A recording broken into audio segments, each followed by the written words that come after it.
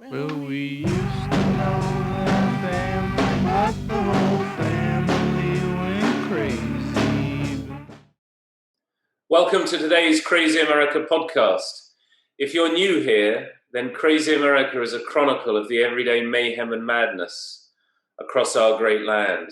So press the subscribe button below to sign up for our regular updates.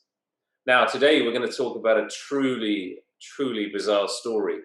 It happened in New Jersey last month, but we've been finding out a lot more details over the last few days.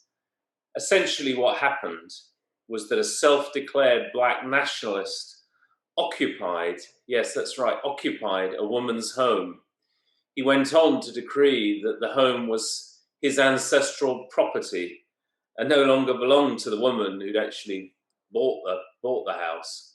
And the poor lady couldn't get him out until the local cops scrambled a SWAT team to remove the unwanted visitor. But folks, as usual, there's a lot more to the story than just those bare facts. And so, as we have every week, here is Ollie Sibley to tell us more. What can you tell us, Ollie? Well, Reese, as you say, this is a very strange one indeed. The gentleman in question is a black nationalist by the name of Hubert A. John. Now, he'd occupied a house in Newark and placed a Moorish flag in the window, according to police. John then claimed to be a sovereign citizen of the Moroccan Empire, which the Southern Poverty Law Centre and others classify as an extremist group. Among other beliefs, this organisation hold that those of African descent are superior to other races. At any rate, John flew under the radar for some time because the woman who owned the house wasn't actually living there at the time. Oh, that's very interesting. So, Ollie, how did she eventually find out that her home had been occupied by an invader from the Moorish community? It must have been a shock.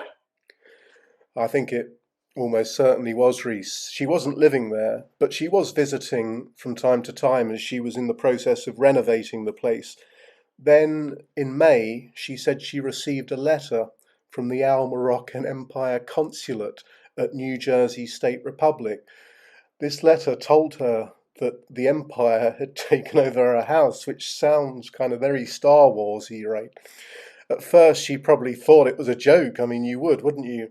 Certainly a very weird letter to receive, but when she went to the place a few weeks ago, she found the locks had changed, and also the place was a bit of a stinking mess by all accounts.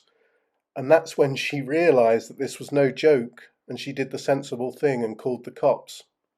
Yes, Ollie, I think that was the sensible thing, and we'd probably all have done the same. In fact, a few of us, when we got the first letter from the Moroccan Empire, maybe we would have looked into that a little bit more closely and taken action at that point. But as they say, better late than never, and the SWAT team took care of the rest.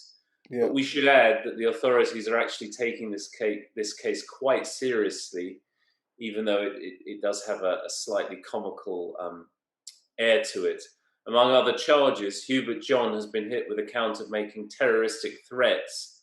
He also faces charges of criminal mischief, burglary, and criminal trespass.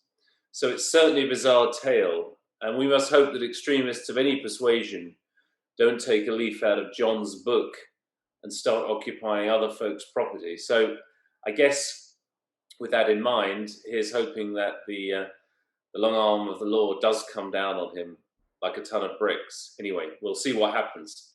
Well, that's all we have time for today, folks. But do be sure to hit that subscribe button, and Crazy America will be back again very soon.